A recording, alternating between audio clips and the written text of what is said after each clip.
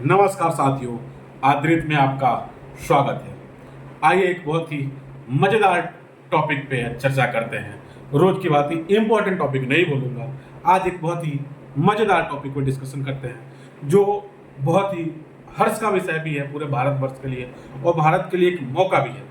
जो है पीओके में आज़ादी की मांग। क्या है इसका मसला, कब से ये अटका हुआ है? आज़ादी के 75 साल से जो जिस हिस्से पे पाकिस्तान का अनऑथोराइज्ड इलीगल कब्जा है, वहाँ के लोगों की क्या डिमांड है, क्यों ये विषय फिर अभी मार्केट में आया है, क्यों ये ट्रेंडिंग में चल रहा है, आइए इसके विस्तार से इसके तह में समझते हैं। इसके तह से समझते हैं और विस्तार से समझते हैं। इसके तह में जाने की कोशिश करेंगे और समझेंगे कि क्या है ये विषय और क्यों भारत के लिए इतना इम्पोर्टेंट है, इतना जरूरी है। वो ये है कि जो हिस्सा पीओके कहलाता है, जिसको पाकिस्तान आज़ाद कश्मीर कहता है, हम पीओके कहते हैं, वहाँ पे लोग, जो वहाँ के लोकल लोग हैं, बहुत जोरों शोर से आज़ादी की मांग कर रहे हैं। ये कोई नया विषय नहीं। आप उसके इतिहास में जाएंगे तो पाएंगे कि जो हिस्सा जम्मू कश्मीर था, जिसके राजा हरि सिंह थे, उन्होंने आज़ादी के बाद जैसे ही भारत में विलय का निर्णय लिया, वैसे ही कबीलों के फॉर्म में पाकिस्तान की आर्मी आई और उन्होंने इलीगल कब्जा कर लिया। उसके बाद से उस विषय पर जो भारत के उस समय के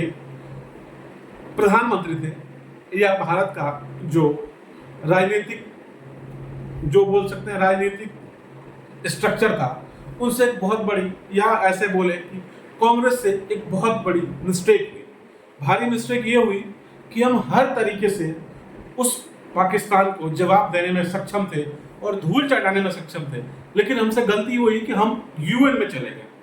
यूएन में चले गए तो फिर यूएन ने हस्तक्षेप करके जिस स्थिति पे, जहां तक पाकिस्तान का कब्जा था,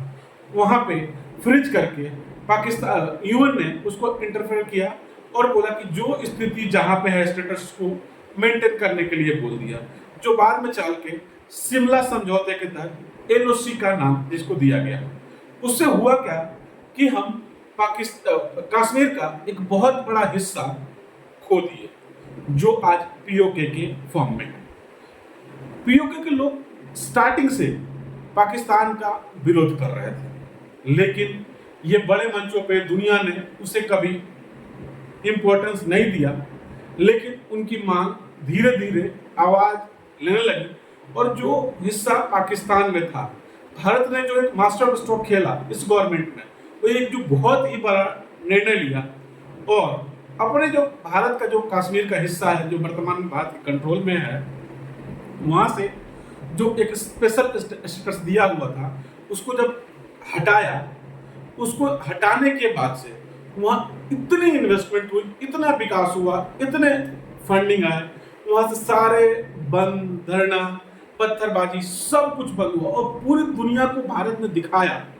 कि हम क्यों महान हैं, क्यों दुनिया के सबसे बड़े लोकतंत्र हैं और हम हर तरीके से अपने इंटरनल मैटर को हैंडल करने में सक्षम हैं। इस चीज को देख के पाकिस्तान के अंदर जो इलीगल ऑक्युपाइड कश्मीर है, वहाँ के लोगों में भी एक उम्मीद जागी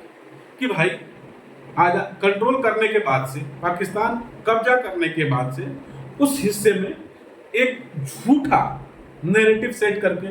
उनके लिए अलग संविधान, उनके लिए अलग देश टाइप का, अलग मंत्रालय, अलग प्रधानमंत्री, हर कुछ किया है, लेकिन